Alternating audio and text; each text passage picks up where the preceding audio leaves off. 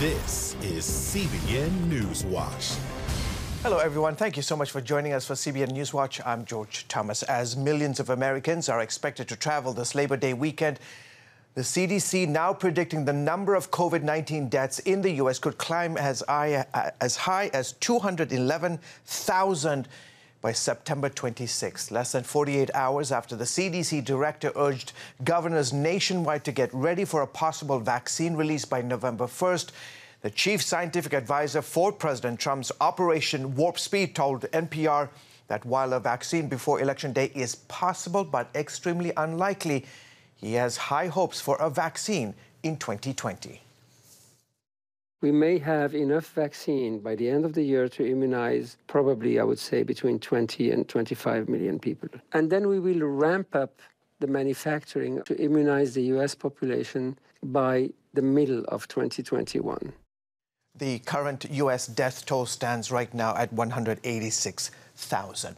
As the U.S. economy and jobs remain a top issue in this election year, the latest government numbers today show a clear improvement in the jobs picture as the unemployment rate fell to 8.4%, by the way, far better than expectations, and below the key level of 10%. Today's numbers showed the economy added 1.4 million jobs in August, down from July as the pace of new hirings slowed down. There will only be one more unemployment report before the presidential election in November. Joining me to discuss all things financial is our very own financial editor, Drew Parkhill, and he joins me now. So, the bottom line from today's report is what? The bottom line is there are a lot of components to this. Okay, the first thing to remember, George, that often gets overlooked in the media is that it wasn't so much the virus that caused this unemployment rate, it was the lockdowns. Okay, that's why you hear President Trump saying, I ain't going to do this anymore.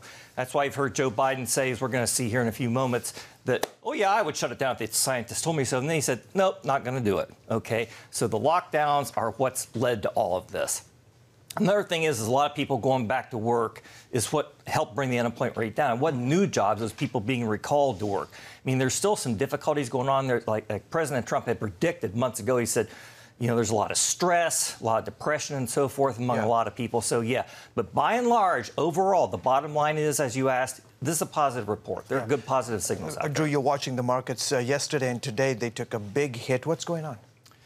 The market was, you know, you'll hear a lot of stuff again in the news saying, well, it was because of this and it was because of that. No, the market was overdue for a correction. If you're a runner and you can run, let's say, 5 miles in 40 minutes at 8 minutes a mile, and you start running at 6 minutes a mile, you're going to slow down. Well, that's what the market did. It just got way ahead of itself, and a lot of people knew you could see this coming a couple of weeks ago, week and a half ago. I mean, I did. I didn't know it would be this severe, but it was clearly on its way. But corrections are normal. They're healthy. We'll have to see how long this goes on. It may be over, the worst of it. Yeah, and you look at the lows the middle of March and then all the way to today. I mean, a 57, 60% rise. You know, obviously everybody's wanting to know what's ahead for the economy and stocks. Okay, first of all, there's two different things. And this is what is important to understand. You're talking short-term and long-term.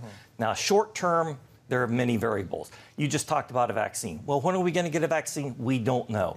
How effective will it be? We don't know. But it will be a big step in the right direction. So in the short term, there's still some real uncertainty. But George, longer term, I mean, maybe the worst will be over in the next few months. Maybe it will be a couple of years. We don't know yet. But longer term, okay, the Dow right now is around 27,000. Longer term, you're going to see the Dow over the next 15, 20 years go well over 100,000. That sounds like it's way out there, but that's just normal. You know, we've seen that kind of move before. We're going to see it again. So the long-term future is still really good. All right, terrific. Thank you so much. I appreciate you coming on the show. Be safe. Have a great weekend, man. Thank you, sir. Okay, so polls show the presidential race, it is tightening, including in those key battleground states. So that's where the president and his Democratic challenger have been traveling in the last few days, including Wisconsin, which, as you know, has been hit with the protests and violence, and Joe Biden's home state of Pennsylvania. My colleague Paul Strand brings us the latest. In Kenosha, Joe Biden talked to residents there after visiting the family of Jacob Blake, the African-American whose shooting by police kicked off days of violent rioting. Biden was discussing racism in America. It also exposed what had not been paid enough attention to, The underlying racism that is institutionalized in the United States still exists, has existed for 400 years. In Biden's own home state of Pennsylvania, Trump attacked his opponent for softness on the violence amid racial justice protests in recent months and silence on law and order. For the entire summer, Biden was silent as far-left rioters viciously attacked law enforcement in Democrat-run cities hall, burned down businesses, terrorized civilians, and just recently marched through the streets chanting "Death to America." This is what we have. Biden's been trying to use the coronavirus pandemic's death count and havoc caused to the economy by the lockdowns against the president. But Trump says the economy is quickly rebounding as America is moving ahead on its effort to defeat COVID-19. In the hopefully rounding the turn on the pandemic, we're rounding that turn, and vaccines are coming along great. You know that the job that they've done, the doctors, everybody else, we're years ahead of schedule. Anybody else as president, you wouldn't be talking about vaccines for 2 or 3 years from now, I'll tell you right now. Also on the subject of coronavirus and the economy, Biden's tried to clarify his recent stand that he would shut the whole country down again if scientists recommended that move to fight the virus. There is going to be no need, in my view, to be able to shut down the whole economy. While those issues predominate now, Trump is again highlighting how Democrats' push for tens of millions of mail-in votes could be the biggest problem come Election Day, as both campaigns are already lawyering up. His Attorney General William Barr discussed the problem on CNN, including how it's been portrayed in the media. The bipartisan commission chaired by Jimmy Carter and James Baker said back in 2009 that mail-in voting is fraught with the risk of fraud and coercion. Since that time, there have been, in the newspapers, in networks, academic studies saying it is open to fraud and coercion. The only time the narrative changed is after this administration came in. Law and order, the economy, and the coronavirus are certainly top issues in the campaign, but by election night, the problems with widespread mail-in voting could be the major headline, and a roadblock to quickly knowing who's actually won the election. Paul Strand, CBN News, Washington. Thank you, Paul. And for more political coverage, be sure to tune in to Faith Nation this evening for the very latest from our nation's capital. We head overseas now. Are Russia and Turkey moving closer to a military alliance? Turkey has announced that Russia will conduct live-fire military exercises in the eastern Mediterranean Sea starting next week. The drills come as Greece and Turkey, both, by the way, NATO members, inch closer to a military conflict over territorial oil and gas rights in the Aegean Sea. The Russian military exercises are expected to take place in waters where Turkish research vessels are prospecting. The area is claimed by Greece and Cyprus. Hudson Institute senior fellow Michael Doran says an armed conflict between Turkey and Greece is possible. If there's military action, it's going to be limited military action, and then there's going to be a negotiation. I'm sure that the American negotiators are going to be in there saying, hey, guys, why don't we just skip the military stage and just have the negotiation? NATO officials have tried to arrange negotiations between both sides, but Greece insists it will not sit down for talks until Turkey withdraws its vessels from Greek territorial waters. Meanwhile, the United Nations Atomic Watchdog Agency says Iran is continuing to violate the 2015 nuclear deal. The agency today reporting in a confidential document distributed to member countries that Iran is still increasing its stockpiles of enriched uranium. As of August 25th, Iran had more than 2.3 tons, which is an increase from the May report showing 1.7 tons of enriched uranium. The report also states Iran is purifying above what it is allowed in the nuclear deal. The nuclear deal signed in 2015 promised Iran economic incentives in return for its curbs on its nuclear ambitions. President Trump, as you know, pulled the U.S. out of that deal in 2018. Israeli police are testing a new weapon to defend itself against the terror threat of explosive balloons sent across the border with Gaza.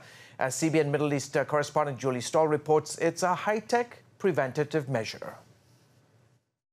Just outside the Gaza Strip area where we're located, the border police are activating a new laser-guided system that is capable of shooting down balloons. And that protection is greatly needed.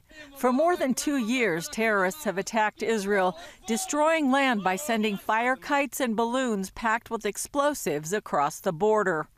In the past month alone, it has led to 450 fires in southern Israel. Fortunately, the new laser system deployed by Israeli police is succeeding against this threat.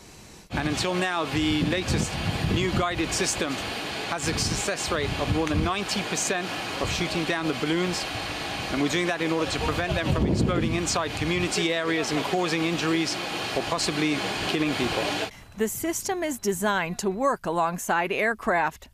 Ben-Gurion University professor Amiel Ishaya says the laser system could have an even greater use beyond Israel. We don't see any other balloon threat in the world except for here, maybe in South Korea or North Korea or between that border. But the main business we see in it is anti-drone. And anti-drone is a big worldwide threat that is coming up. Hamas, which controls the Gaza Strip, recently announced a ceasefire so Israel would restore critical fuel shipments to Gaza.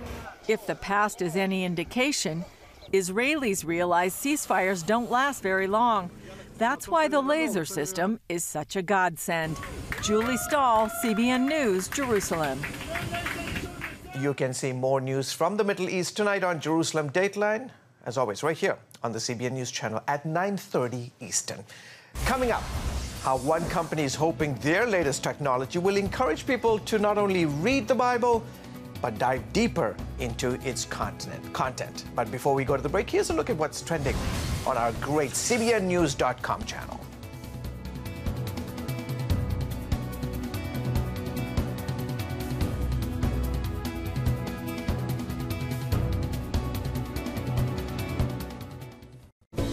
Come home to the sounds of Southern Gospel from CBN Radio.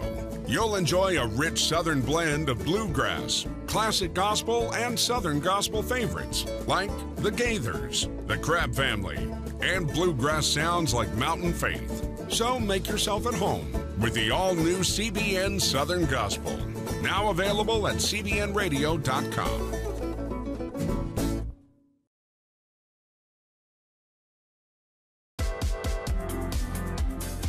Meet the pastors who are preaching the gospel in a fresh, fearless way.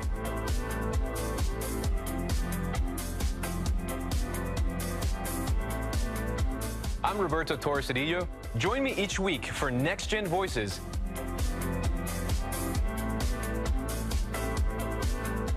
And watch God transform a generation.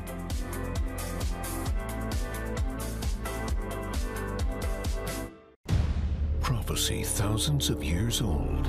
We were called to be a light to the world. Being fulfilled today.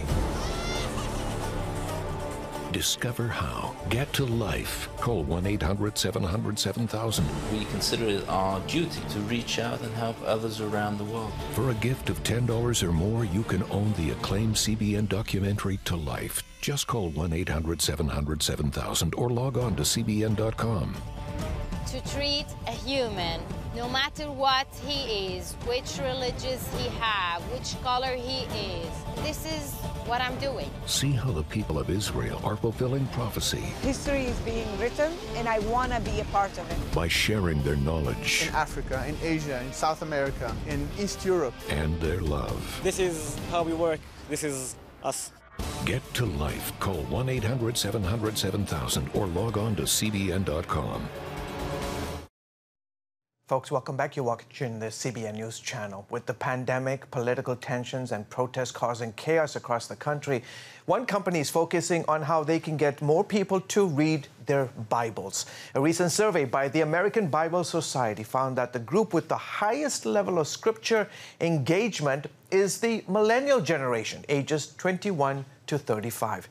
The study also found that 48% read the Bible in print and 52% read on smart devices or digital formats. Tyndale House Publishers has announced they will be launching a new collection of Bibles using what they call game-changing app technology. Bible brand director at Tyndale House Publishers, Jim Jewell, joins us now for more. Jim, great to have you on the broadcast. Tell us a little bit more about the Bibles and app. What's different about them? Well, you know, it's the first time that we've brought together perhaps the two technologies that have impacted Bibles and Bible reading throughout the centuries. The first being the printing press with Gutenberg. The second perhaps being the mobile phone and apps. And this new filament Bible, what it does is it brings the print and the digital together. And for the first time, you can use your print Bible, but also in real time access what is comes off the internet and is on the app. And this is a new technology that's never been in the market before, and it enables people to take their phone as they're reading. Yeah. And if you have the Filament app, you scan the page number, and it brings up curated resources for that page of the Bible. And both study notes and devotionals, Bible project videos, worship music, all for that Bible page. Wow, that's pretty wild. I'm curious, Jim, why is it important to make, I mean, obviously it sounds like a usual topic here, but why would making the Bible more accessible using technology, why is that important? Well, as you cited the statistics, with every generation, they're more and more engaged with digital content, and so it does become more and more important. And the thing is that people don't. It's not that we don't have enough Bibles in the marketplace. Every home in America has multiple Bibles, in an average.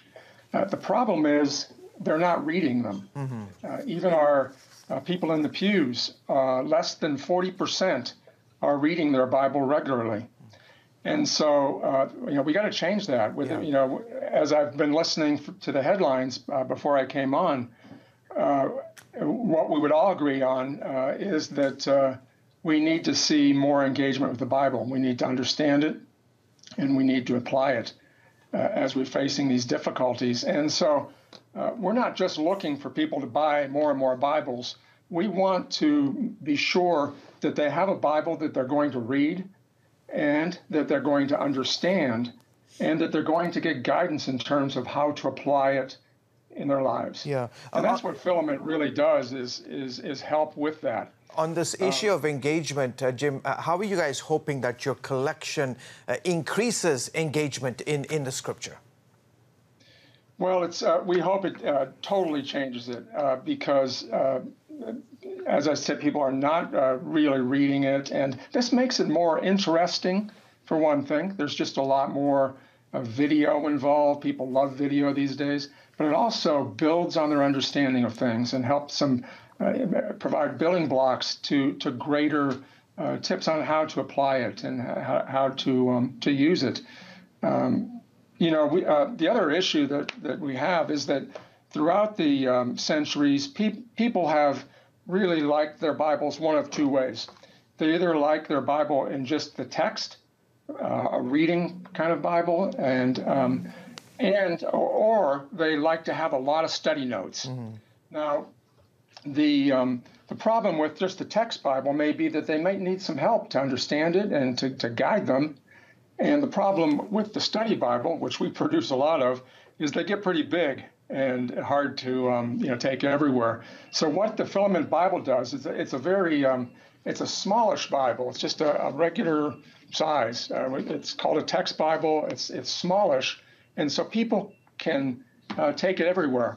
But at the same time, they could be sitting on a park bench and open up their Bible, pull out their phone, and suddenly this little text Bible is transformed into not only a study Bible, but a study Bible plus video, plus music, etc. Wow. So it's a Bible that we think will greatly transform Bible reading. Yeah, well, I know as somebody who I'm old-fashioned. I love reading my mom's Bible that I got that was passed down to me. That's over 60 years old, and it's just there's nothing like reading that and turning the pages. Real quickly, a few seconds we have here. When will this be released, and where can people get them? Yes, it's going to be released on next Tuesday, September 8th. And you can get it wherever you buy books, either online with a number of different places: Christian Book, Amazon, Lifeway, Tyndall.com, or you can go to your local bookstore if you can find one these days. Wonderful. And Jim, most of them will have Jim, them. we'll have to leave it there. Thank you so much for coming on the broadcast. Jim Jewell is with Tyndall House Publishers. Great to have you on.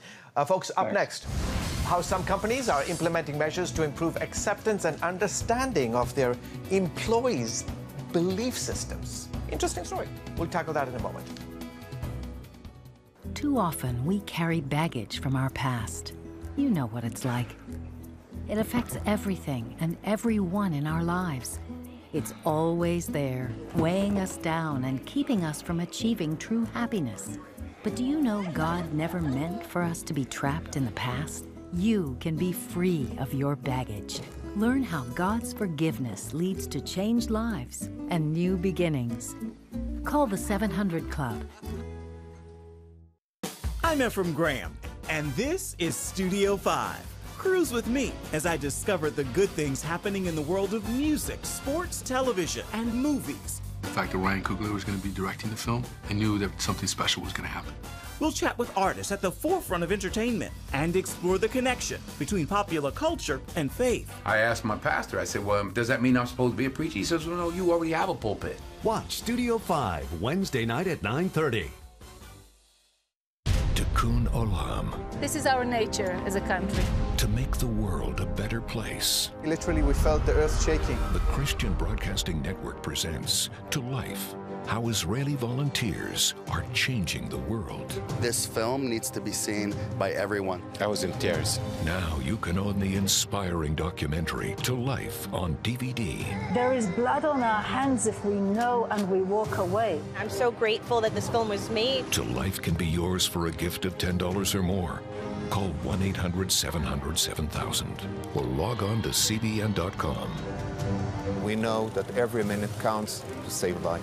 It'll bless Israel, but it'll also bless all the friends of Israel. Discover the untold story of how Israeli volunteers are making the world a better place. Call 1-800-700-7000 or log on to CBN.com to get your copy today. Welcome back to CBN News. Typically, diversity in the workplace means recognizing race or gender or sexual orientation. But as Heather Sells reports, there's a growing movement to make workplaces more friendly for people of faith. Take a look. In July, PayPal launched Believe, an employee effort designed to promote awareness and understanding of workers' faiths and worldviews. And PayPal is not alone. Last year, Walmart introduced its employee faith group, joining other top companies like Texas Instruments, American Airlines, and Salesforce. Dr. Brian Grimm, president of the Religious Freedom and Business Foundation, spearheads the push to make corporate America faith-friendly. They're not there to substitute for church or for going to synagogue or some other place of worship, but they're there to give support to employees, recognizing that if you bring your whole self to work, including your faith, that you're more likely to stick at the job, be excited about the job, and it gives you insights into customers and clients and your fellow employees, even if they're a different faith. These groups could help fight workplace discrimination. In 2018, the EEOC had more complaints about religion than sexual orientation. And it's good business thanks to a growing population. By 2050, there will be 2.3 billion more religiously affiliated people on the planet. Research also shows economies thrive when cultures are open to religion. Where you have a more open society to matters of faith, giving people the freedom to have a faith or change their faith or even have no faith at all, that coincides with more innovative thinking. It also coincides with a more robust civil society, all of which are important factors for having an economy that's built to last. And corporate leaders say becoming faith-friendly can also help attract workers. And it's a great message to go out to university campuses and to talk about diversity and inclusion at your company, to be able to say we have faith-based initiatives. It's no longer just about constitutional freedom. Promoting religious diversity in the workplace can now be seen as just good business. Heather Sells, CBN News. Thank you, Heather. After the break, how one four-legged friend is helping do his part to ease tensions and stress during the COVID-19 pandemic. Aww. It's the new Superbook Bible app. It's packed with games, activities, and Superbook episodes that you can watch for free. Oh, no! There's trivia, a fun daily devotional, and answers to your Bible questions. Plus, an easy-to-understand Bible the whole family will enjoy. You can even create your own Superbook character. Ta-da! It's the new Superbook Bible app. Free downloads on iTunes, Google Play, and Amazon. From Washington, D.C., uncompromising stories, interviews, and analysis from veteran journalists David Brody. Escalating fight. Jenna Browder. Chose his words carefully. Ben Kennedy. Plan to join him. And Amber Strong. For impeachment grows a little bit louder. Bringing you the political news that matters. We get out and tell the story of the progress that we're making in this country. Watch Faith Nation, weeknights at 6 on the CBN News Channel. We will move the American embassy to the eternal capital of the Jewish people, Jerusalem. As the nations rage, you can stand with Israel. History is being written, and I want to be a part of it. Call 1-800-700-7000 and get to life. This is our nature as a country. Discover the untold story of how Israeli volunteers are changing the world. We consider it our duty to reach out and help others around the world. For a gift of $10 or more, you can own the acclaimed CBN documentary To Life. To treat a human, no matter what he is, which religious he have, which color he is, this is what I'm doing. Support Israel in their time of need. Get to Life, now available on DVD. Call 1-800-700-7000 or log on to cbn.com. And I wish that other people throughout the world could see this side of Israel. But I have.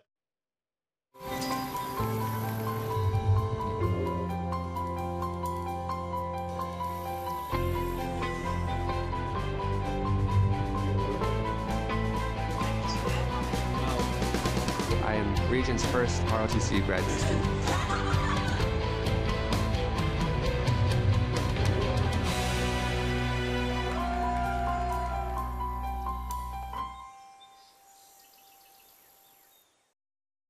Finally on the broadcast today, a comfort dog is helping some Las Vegas students through the pandemic. Her name is Esther Bean. Look at her. Oh, so cute. She works at Faith Lutheran's middle school campus, bringing joy to staff and students. She has even made an appearance in some online classes.